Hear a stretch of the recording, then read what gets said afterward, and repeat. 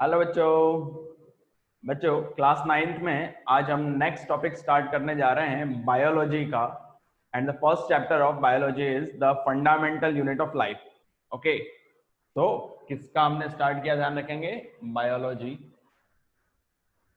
अब तक हमने फिजिक्स और केमिस्ट्री के एक एक टॉपिक्स पढ़ रखे हैं। ओके, सो बच्चों what is the fundamental unit of life, है ना, कि लाइफ की जो बेसिक यूनिट है, मेन यूनिट है, वो क्या होती है। जनरली हम लोअर क्लासेस से पढ़ते हुए आ रहे हैं, the fundamental unit of life is known as cell. Okay, तो सबसे पहले हम सेल को समझेंगे और ये सेल वर्ड कहां से आया, पहले इसको हम डिस्कस करेंगे। ओके, तो बच्चों पहले हम अपना बॉडी ऑर्गेनाइजेशन समझते हैं कि ऑर्गेनिज्म का जो ऑर्गेनाइजेशन है उसकी जो सबसे बेसिक यूनिट है दैट इज कॉल्ड सेल। बहुत सारी सेल्स मिलके बनाती है टिश्यू। ओके, याद रखेंगे सीक्वेंस में, बहुत सेल सेल मिलके क्या बनाएंगे, टिश्यूज। बहुत सारे टिश्यूज आपस में मिलके बनाते हैं ऑर्गन, और बहुत सारे ऑर्गन जब आपस में मिलेंगे that is called organ system. And finally various organ system मिलके और ऑर्गेनिज्म बनाते हैं। और ऑर्गेनिज्म जब बनता है ना, जिसमें बहुत सारे ऑर्गन सिस्टम प्रेजेंट है, that is the most advance organism, है ना, जो हायर लेवल के ऑर्गेनिजम्स हैं। बहुत सारे ऐसे भी ऑर्गेनिजम्स हैं जिनका body organization only cellular level तक का ही है।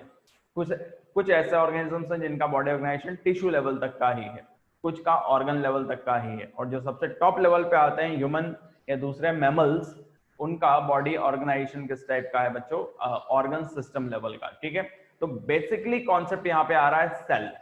जैसे हम ये समझते हैं कि जो एक पूरा एक मकान बना हुआ रहता है, ठीक है ना, वो मकान बनाने की जो हमारी बेसिक यूनिट है, किस चीज के रिपीटेशन से मकान बनता है हमारा, दैट इज ब्रिक, एक ईंट से, है ना। बहुत सारे ईंटों को अगर हम आपस में जोड़ देंगे तो क्या बन जाएगा हमारा, जो है हाउस का फॉर्मेशन हो जाएगा, मकान बन जाएगा। तो वैसे ही बहुत सारी सेल्स का गैदरेशन हो जाता है, बहुत सारी सेल्स अगर कलेक्ट हो जाती हैं, ओके, तो क्या बन जाएगा हमारा, बॉडी का फॉर्मेशन हो जाएगा। ठीक है बच्चों, अब सेल से रिलेटेड कॉन्सेप्ट समझते हैं। पहले हम सेल को डिफाइन करना सीखें, तो we can say what is cell. Cell is the basic structural and functional unit of life. ठीक है ना, cell is the structural and functional unit of life. Okay, अब पहले इस चीज को आप समझिए कि why it is called structural and functional unit of life, because all those phenomena which occurring in our body, है ना, हर वो फिनोमिना जो हमारे बॉडी के अंदर हो रहा है, that also takes place in a single cell. अगर हम देखें क्या क्या हमारी बॉडी में जो मेन प्रोसेस है, जो फॉर्मेशन हो रहा है, फर्स्ट है न्यूट्रिशन, हम फूड को इंटेक कर रहे हैं तो सेल भी फूड इंटेक करती है। ओके, फिर आता है डाइजेशन, उस फूड को डाइजेस्ट किया जाता है in our body. Okay, similarly cell भी फूड को डाइजेस्ट करती है। रेस्पिरेशन, जिससे हमको एनर्जी मिलती है, सेल भी रेस्पिरेशन में पार्टिसिपेट करती है। ट्रांसपोर्टेशन, मटेरियल का एक्सचेंज हो जाएगा, सेल के थ्रू भी मटेरियल का एक्सचेंज हो जाता है। And last one is excretion, यानी कि removal of the waste material, तो सेल भी क्या करेगी, वेस्ट मटेरियल को रिमूव करने का काम करती है। ठीक है बच्चों, दैट्स व्हाई हर वो फंक्शन जो एक सिंगल बॉडी परफॉर्म कर रही है, that is also perform by a single cell. ठीक है, जो पूरी बॉडी फंक्शन कर रही है वो एक सेल भी फंक्शन कर रही है। दैट्स व्हाई इसी का हम क्या कहते हैं, structural and functional unit of life. अगर आप एक सेल को स्टडी करें, दैट मीन आप एक पूरी बॉडी को भी स्टडी कर रहे हैं। Okay, now who discovered this cell, that's very important concept. The cell was discovered by scientist Robert Hooke. बच्चों क्या नाम था साइंटिस्ट का, याद रखेंगे, रॉबर्ट हुक, इन 1665। ओके, पहले हम इससे हिस्ट्री पे भी हम बात करते हैं कि कैसे उसने डिस्कवर किया। ओके, समझिए, उसने एक एलिमेंट्री माइक्रोस्कोप बनाया। एलिमेंट्री माइक्रोस्कोप यानी कि बहुत इनिशियल लेवल पे बनाया गया माइक्रोस्कोप था, जिसको आज के तरीके का माइक्रोस्कोप नहीं था। कुछ लेंसेज थे जिसको वो इमेज को क्या कर रहे थे, मैग्नीफाई करके बताते थे। और उसने कॉर्क जो प्लांट आता है, cork, you all know that कि बॉटल्स के ऊपर जो कैप लगाई जाती है, वुडन कैप, है ना, वो जिस प्लांट की बनी हुई रहती है, दैट प्लांट का, उस प्लांट का साइंटिफिक नेम है क्वेरकस सुबेर। और उस क्वेरकस सुबेर से आई मीन जो है उसको हिंदी में क्या, आई मीन इंग्लिश में क्या बोलते हैं, कॉर्क। ओके, सो कॉर्क प्लांट को क्या किया जाता है, उसने कॉर्क प्लांट लिया और उसकी स्लाइसेस काटी। ओके, स्लाइसेस जानते हैं आप लोग, जैसे चिप्स के हम स्लाइस काटते हैं। और उसको उसने अपने एलिमेंट्री माइक्रोस्कोप में स्टडी किया, उसको देखा, तो उसे जो स्ट्रक्चर मिला वो हनी कॉम लाइक बहुत सारे ऐसे रूम लाइक स्ट्रक्चर मिले, ऐसे हेक्सागोनल स्ट्रक्चर मिले। ओके,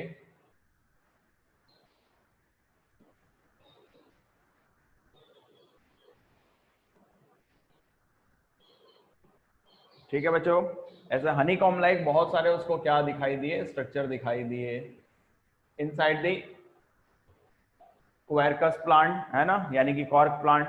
ओके, अब हनी कॉम का जो स्ट्रक्चर होता है उसमें इस टाइप से हेक्सागोनल बहुत सारे रूम निकले हुए रहते हैं, है ना, फॉर हनी बीज। तो उसने इनके लिए लैटिन वर्ड या ग्रीक वर्ड यूज किया सेल्यूले, है ना, सेल्यूला सिंगुलर है और सेल्यूले प्लूरल है। Cellulae, the word cellulae means a little room. ध्यान रखेंगे सेल्यूले का क्या मतलब होता है बच्चों, अ लिटिल रूम। सबके बात समझ में आ रही होगी, अ लिटिल रूम। ओके, बहुत सारे रूम लाइक स्ट्रक्चर से। तो उस सेल्यूले से क्या बना, वर्ड सेल बना।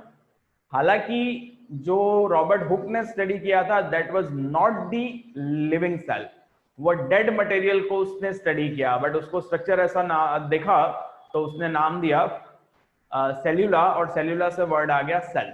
और आज भी हम उसको सेल के नाम से जानते हैं। हिंदी में इसको हम कोशिका बोलते हैं, याद रख लेंगे आप। हिंदी में क्या वर्ड है इसका, कोशिका। ओके बच्चों, नाउ उसने इस टर्म को इंट्रोड्यूस किया अपनी बुक, और उसकी बुक का नाम था माइक्रोग्राफिया। माइक्रोग्राफिया में उसने इसके बारे में डिटेल में समझाया। ओके, और वहीं से कहीं ना कहीं सेल की डिस्कवरी का क्रेडिट हम किसको दे देते हैं, रॉबर्ट हुक को, जिसने 1665 में सबसे पहले इसके बारे में कॉन्सेप्ट हमको समझा दिया। ठीक है बच्चों, अब सेल की हिस्ट्री पे आते हैं, है ना। अगर अब मैं सेल के बेसिक स्ट्रक्चर पे बात करूं तो सेल में जो है मेन 3 चीजें होती हैं, है ना। पहला होता है उसके प्लाज्मा मेम्ब्रेन, जो आउटर कवरिंग है, बीच में न्यूक्लियस है, और प्लाज्मा मेम्ब्रेन और न्यूक्लियस के बीच का स्ट्रक्चर है दैट इज कॉल्ड साइटोप्लाज्म। ठीक है, तो ये 3 चीजों का कॉम्बिनेशन है सेल, और साइटोप्लाज्म में बहुत सारे सेल ऑर्गेनल्स हैं, बट डायरेक्टली उसको स्टडी तो किया नहीं जा सकता, सेल को हम देख नहीं सकते। ओके, तो स्टेप बाय स्टेप स्टडी की गई, तो उसके बारे में हम समझते हैं। पहला कॉन्सेप्ट तो आ जाता है कि भाई सेल की डिस्कवरी का क्रेडिट हम किसको देते हैं, रॉबर्ट हुक को, जिसने 1665 में सेल के बारे में हमको बताया। सेकेंड जो कॉन्सेप्ट आता है, there was scientist Anton van Leeuwenhoek. क्या नाम बताया मैंने, एंटोन वॉन ल्यूवेनहॉक। उसने क्या किया कि जो रॉबर्ट हुक का माइक्रोस्कोप था उससे एडवांस माइक्रोस्कोप को डिजाइन किया। ओके, रॉबर्ट हुक ने बहुत एलिमेंट्री माइक्रोस्कोप डेवलप किया था रॉबर्ट, और एंटोनी वॉन ल्यूवेनहॉक ने एडवांस माइक्रोस्कोप बनाया।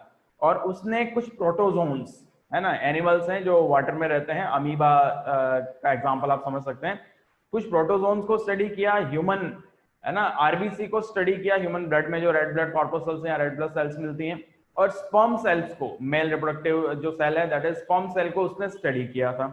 ठीक है बच्चों, और इस ये जनरली जितने भी ऑर्गेनिज्म उसने स्टडी किए ये फ्रीली स्विमिंग एनिमल्स हैं, है ना, ये फ्रीली स्विमिंग सेल्स हैं, लगातार स्विम करती रहती हैं। तो उसने उसके लिए वर्ड यूज किया एनिमल क्यूल। ये वर्ड आप ध्यान में रख लेंगे, एनिमल क्यूल वर्ड किसने यूज किया था, एंटोन वॉन ल्यूवेनहॉक ने। ठीक है बच्चों, सेल की हिस्ट्री में इंपॉर्टेंट अगली डिस्कवरी आती है जो आप लोगों के 9th में, उतनी ही डिस्कवरी बता रहा हूं जो बच्चों 9th क्लास में है, अदरवाइज आप 11th क्लास में इसको स्टडी करेंगे तो और ज्यादा वाइड लेवल पे ये कॉन्सेप्ट आएगा। अगला जो कॉन्सेप्ट आता है दैट वाज इन 1831, साइंटिस्ट का नाम है Robert Brown. He discovered the nucleus of the cell, है ना। मैंने सेल के 3 मेन कंपोनेंट बताए थे, what is that, plasma membrane, nucleus and cytoplasm. So nucleus is one of the main important component of the cell, है ना, जो centre point है सेल का। So it was discovered by Robert Brown 1831। Okay, next was scientist J E. पुर्किंजे।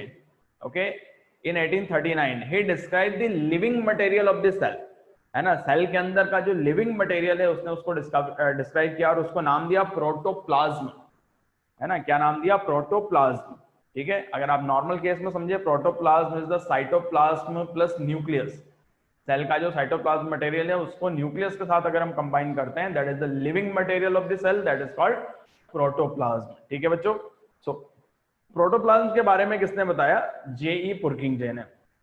इससे पहले एक जो concept आपके एनसीईआरटी में नहीं है, देयर वाज साइंटिस्ट डुजार्डिन। डुजार्डिन ने क्या देखा कि लिविंग मटेरियल जो होता है प्लांट एनिमल सेल में, उसने उसको नाम दिया सार्कोड, है ना। डुजार्डिन ने बताया कि एनिमल सेल में लिविंग मटेरियल है, that's why animals are living, और उस सेल को के मटेरियल, लिविंग मटेरियल को उसने क्या नाम दिया था, सार्कोड।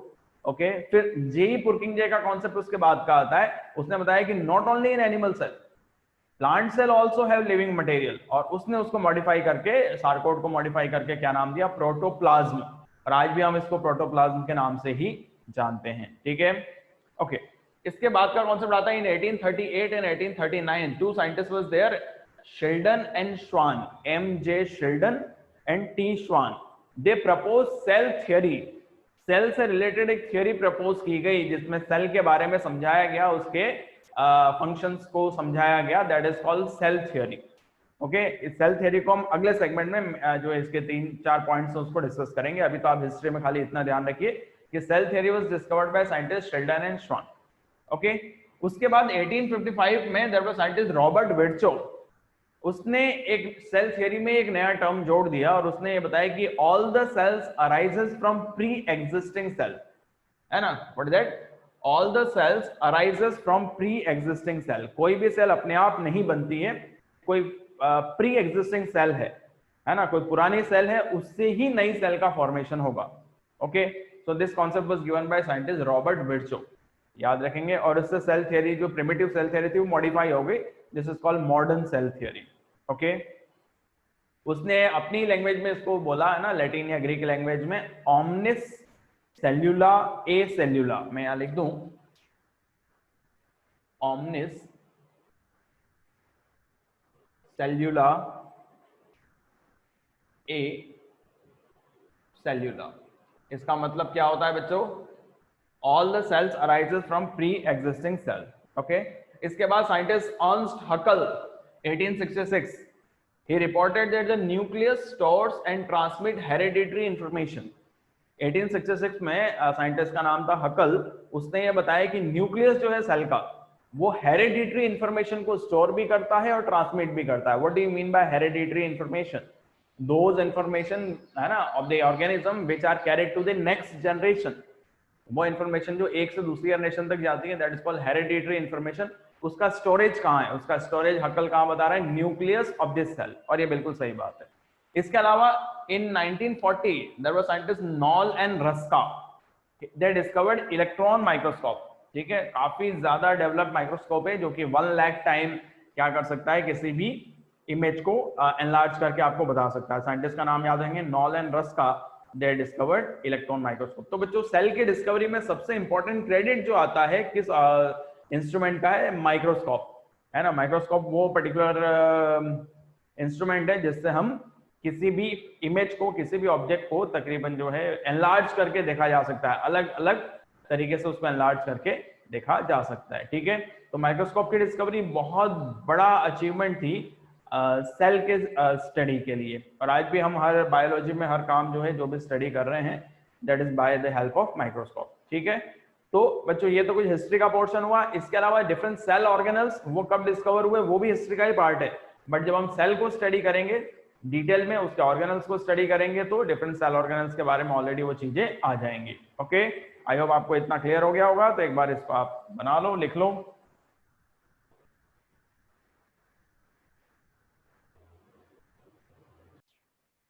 बच्चों, इस सेगमेंट में हम डिस्कस करने जा रहे हैं organisation of living body. Okay, living body या लिविंग सेल्स जो होती हैं, उनको, उन ऑर्गेनिजम्स को हम किस तरीके से क्लासिफाई कर सकते हैं। तो बेसिकली हम दो टाइप में क्लासिफाई करते हैं, पहला होता है नॉन सेल्यूलर ऑर्गेनिज्म और दूसरा होता है cellular organism. Non cellular organism that mean ऐसे सब्सटेंसेस जिनको हम ऑर्गेनिज्म तो कंसिडर कर रहे हैं but they do not possess cell. Cell के जो 3 फंडामेंटल कैरेक्टर्स हैं, जिसमें प्लाज्मा मेम्ब्रेन, न्यूक्लियस और साइटोप्लाज्म होने चाहिए, उनमें ये तीनों कैरेक्टरिस्टिक्स नहीं होते हैं। ओके, तो क्या नाम दिया, non cellular. Non cellular organism ये खाली डीएनए और आरएनए मटेरियल होता है ना। What is that, DNA and RNA material जो हेरेडिटरी कैरेक्टर को एक से दूसरी सेल में ले जाता है। जो न्यूक्लियस के अंदर मटेरियल होगा वही इनके अंदर प्रेजेंट होता है। कॉमन सा एग्जांपल होता है वायरस। अब देखिए, वायरस बच्चों लिविंग ऑर्गेनिज्म नहीं, ठीक है ना। वायरस जस्ट डीएनए और आरएनए मटेरियल है जो ऐसे ही एयर में या वाटर में मूव करता है। अब ये बाय चांस अगर ह्यूमन बॉडी के कांटेक्ट में आ जाता है, किसी दूसरे ऑर्गेनिज्म के कांटेक्ट में आ जाता है, तो ये हमारी बॉडी की सेल्स के अंदर जाके सरवाइव करेगा। वो जो डीएनए और आरएनए मटेरियल है हमारी बॉडी के सेल में आ जाएगा और उसी में मल्टीप्लाई होगा। दो से जैसे जैसे हमारी सेल्स डिवाइड होती जाएंगी, वो डीएनए आरएनए मटेरियल भी मल्टीप्लाई होता जाएगा। 2 से 4 से 8 से 16 32 इस तरीके से मल्टीप्लिकेशन होता है। एक कॉमन सा एग्जांपल जो फिलहाल हम फेस कर रहे हैं दैट इज कोरोना वायरस, कोविड-19। तो कोरोना वायरस लिविंग नहीं है, जस्ट डीएनए और आरएनए मटेरियल था जो एयर के थ्रू या फिर ऑर्गेनिजम्स के थ्रू फैल के हमारी बॉडी के अंदर आ गया। ठीक है, अब ये हमारी बॉडी के सेल को कंज्यूम कर रहा है। ठीक है, जैसे जैसे बॉडी में सेल्स डिवाइड होती जाएंगी तो उनका नंबर भी मल्टीप्लाई होता जाएगा और बहुत कम टाइम में बॉडी में ये फैल जाते हैं और एक से दूसरे ऑर्गेनिज्म तक चले जाएंगे। ठीक है ना, तो इनका मल्टीप्लिकेशन बहुत फास्ट होता है, क्लियर। बट ये लिविंग तो नहीं है, जब तक ये एयर में घूम रहे हैं तब तक only DNA RNA material non living है। बट जैसे ही हमारी बॉडी के अंदर आ गए या किसी दूसरे ऑर्गेनिज्म की बॉडी के अंदर आ गए तब हमारी सेल की मशीनरी को ये यूज करना स्टार्ट कर देंगे। Now they become living. उसके बाद में इनको क्या कंसीडर किया जाएगा, लिविंग कंसीडर किया जाएगा। ठीक है बच्चों, तो ये हो गया नॉन सेलुलर। तो हम कह सकते हैं कि नॉन सेलुलर यानी कि virus are the link between living and non living things. इनको कंप्लीटली लिविंग तो मान नहीं सकते बट कंप्लीटली नॉन लिविंग भी नहीं मान सकते, क्योंकि जब हमारी बॉडी के अंदर आ रहा है तो वो लिविंग बन जाएगा। ओके, सेकंड टाइप का क्राइटेरिया बनता है cellular organism. Those organism which possess cell are known as cellular organism. अब बच्चों सेल्युलर ऑर्गेनिजम्स को हम दो टाइप में क्लासिफाई करते हैं, unicellular and multicellular organism. Uni that mean one, okay, so those organism which are made up of only one cell, जो एक ही सेल से मिलके बने हैं, okay, that are called unicellular organism. And in unicellular organism all the body phenomena are perform by single cell. हर body phenomena क्या होगा, एक सिंगल सेल ही परफॉर्म करेगी, है ना। वही सेल न्यूट्रिशन करेगी, डाइजेशन करेगी, रेस्पिरेशन करेगी, ट्रांसपोर्टेशन करेगी, रिप्रोडक्शन भी वही सेल करेगी और एक्सक्रीशन भी वही सेल करेगी। ओके, अब कॉमन सा एग्जांपल आप देखते हैं, अमीबा, पैरामीशियम, यूग्लिना, क्लेमाइडोमोनास, ऐसे बहुत सारे एग्जांपल आपको देखने को मिल जाएंगे यूनिसेल्युलर ऑर्गेनिजम्स के। दैट्स व्हाई ये बोलते हैं कि अमीबा कभी नेचुरली मरता नहीं है। क्यों इमॉर्टल क्यों है? बिकॉज एक अमीबा, अब उससे ही क्या हो जाएगा, सिंगल सेल से दो अमीबा बन जाएंगे, 2 से 4 बन जाएंगे, तो जो पेरेंट अमीबा था वो कभी मरा ही नहीं। ओके, सो और ऑल द बॉडी फिनोमिना सभी परफॉर्म किस में होगा, यूनिसेल्युलर ऑर्गेनिज्म में। Okay, I mean single cell ही वो सब फिनोमिना क्या करेगी, परफॉर्म करेगी। सेकंड आता है आपका multi cellular organism. Multi that mean those organism which are made up of more than one type of cell, more than one cell, एक से ज्यादा सेल से मिलके बने हैं, that are called multi cellular organism. और मल्टी सेलुलर ऑर्गेनिज्म में हम ये कह सकते हैं कि डिवीजन ऑफ लेबर प्रेजेंट होता है। बहुत इंपॉर्टेंट चीज मैं बता रहा हूं, डिवीजन ऑफ लेबर, कि हर फंक्शन एक ही सेल परफॉर्म नहीं कर रही है, डिफरेंट फंक्शंस को परफॉर्म करने के लिए डिफरेंट सेल्स प्रेजेंट होंगी। इस चीज का आप ध्यान रखेंगे, डिफरेंट फंक्शंस को परफॉर्म करने के लिए डिफरेंट सेल्स प्रेजेंट होंगी। डाइजेशन का काम अलग सेल्स कर रही हैं, रेस्पिरेशन का काम अलग सेल्स कर रही हैं, रिप्रोडक्शन डिफरेंट सेल्स परफॉर्म करेंगी, ट्रांसपोर्टेशन का फंक्शन अलग सेल परफॉर्म करेंगे। ठीक है बच्चों, अगर हम ह्यूमन बॉडी का एग्जांपल लेते हैं तो हमारी बॉडी के अंदर जो पूरा एलिमेंट्री कैनाल है फ्रॉम माउथ टू एनस, ये डाइजेशन की प्रोसेस में हेल्प करता है। ठीक है, अब इसमें रेस्पिरेशन का कोई रोल नहीं है। जो रेस्पिरेटरी सिस्टम है, लंग्स, ट्रेकिया, है ना, ये क्या करते हैं, रेस्पिरेशन में पार्टिसिपेट करते हैं। Reproduction, sperm and ovum, testis, ovary, इनका काम रिप्रोडक्शन का है ना। ब्लड का काम ट्रांसपोर्टेशन का है, तो ये इंटरफेयर नहीं करते हैं ना। डिवीजन ऑफ लेबर, हर किसी का अलग अलग फंक्शन है। दैट्स व्हाई ये क्या कहलाते हैं, मल्टी सेलुलर ऑर्गेनिज्म। और multi cellular organism are the most advance organism. Unicellular को छोड़ के जितने भी आप देखते हैं सब मल्टी सेलुलर ऑर्गेनिज्म ही है, जिसमें ह्यूमन है ना, ऑल अदर मैमल्स, जिसमें डॉग, कैट, है ना। प्लांट में देखें तो बड़े बड़े ट्रीज जो हैं, most of the plants are multi cellular. ठीक है, तो नेचर में आप लोगों ने जितने एनिमल देखे हैं, ध्यान रखिए, वो सब मल्टी सेल्युलर ही है। आप लोगों ने यूनिसेलुलर ऑर्गेनिज्म नहीं देखे।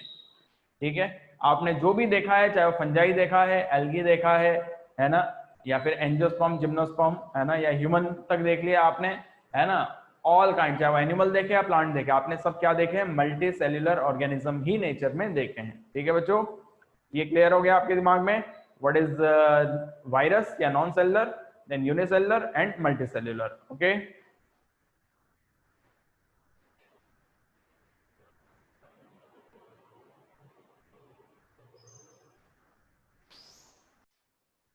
बच्चों इस सेगमेंट में हम प्रोकैरियोटिक और यूकैरियोटिक सेल्स के बीच में डिफरेंस को स्टडी करेंगे।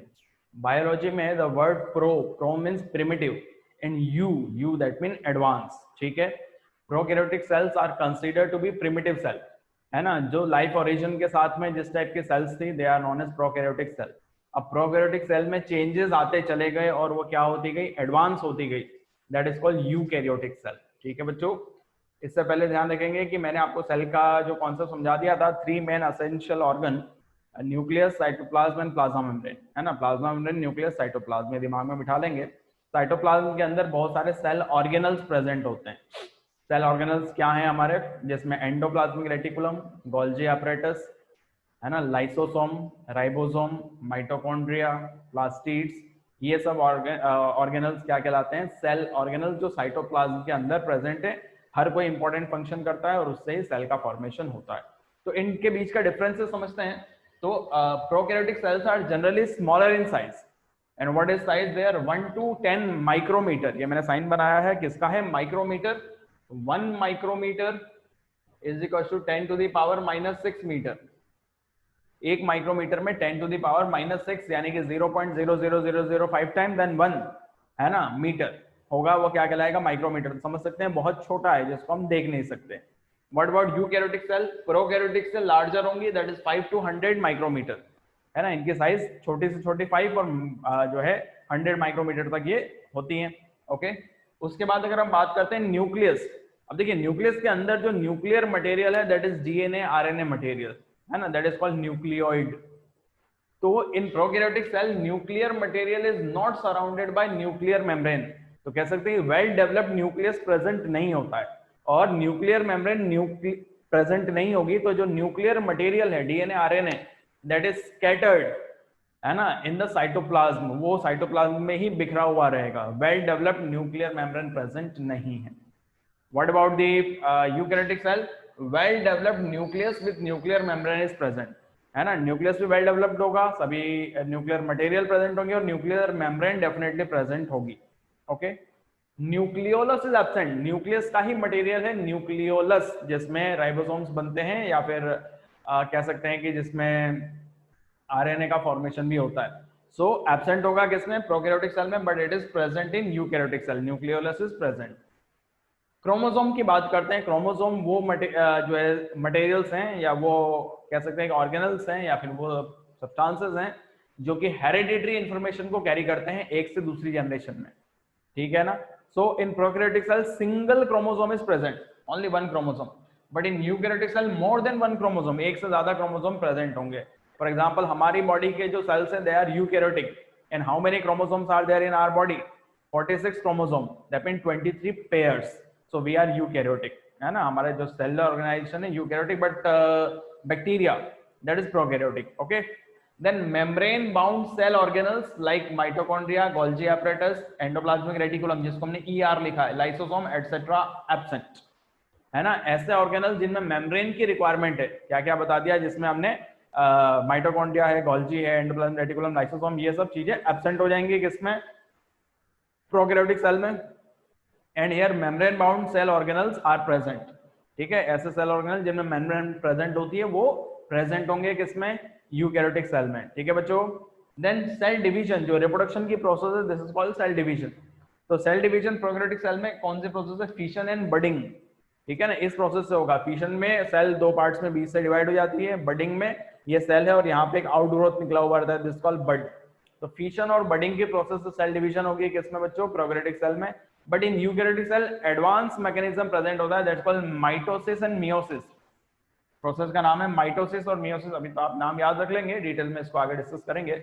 माइटोसिस और मियोसिस की प्रोसेस से क्या फॉर्मेशन, आई मीन कौन सी प्रोसेस होगी यहाँ पे, यूकैरियोटिक सेल में सेल डिवीजन की प्रोसेस होगी। अगर हम एग्जांपल देखते हैं प्रोकैरियोटिक सेल के, तो बैक्टीरिया, है ना, बैक्टीरिया जो है प्रोकैरियोटिक सेल का एग्जांपल बन जाता है। और यूकैरियोटिक सेल के एग्जांपल में तो बैक्टीरिया को छोड़ के मोस्ट ऑफ द जितने भी सेल्स हैं वो सब क्या हो जाएंगी, यूकैरियोटिक सेल, चाहे वो ह्यूमन बॉडी के अंदर हो, डॉग, कैट, ट्रीज में हो, this all are advance cell और यूकैरियोटिक सेल। ठीक है बच्चों, तो हम ये कह सकते हैं कि प्रोकैरियोटिक सेल में, मैं जस्ट इसको क्लीन करने में यहाँ पर एक उसका डायग्राम बना दूं। प्रोकैरियोटिक सेल में इस तरीके का मेम्ब्रेन होगी या सेल वॉल प्रेजेंट होगी, और यहां से हो सकता है कुछ थ्रेड लाइक स्ट्रक्चर निकले हुए रहे, इसके अंदर मैट्रिक्स प्रेजेंट होगा और जो डीएनए मटेरियल होगा, है ना, वो जो डीएनए मटेरियल होगा बस इसी तरीके से सेल में बिखरा हुआ रहता है, ठीक है। तो कह सकते हैं कि वेल डेवलप्ड सिस्टम प्रेजेंट नहीं होता है, ओके, दैट्स व्हाई इसको नाम दिया गया प्रिमिटिव सेल, ठीक है। तो एक जनरल एक डायग्राम हमने बना दिया किसका, प्रोकैरियोटिक सेल का, ठीक है बच्चों। ओके तो बच्चों ये पहला लेक्चर था हमारा biology first chapter, that is fundamental unit of life, जिसमें हमने सेल को डिस्कस किया। ओके आई होप आपको ये चीजें क्लियर हो गई होंगी, वीडियो को एक दो बार रिवाइज कर लेंगे। आज का कॉन्सेप्ट यहीं तक था, thank you very much, have a nice day.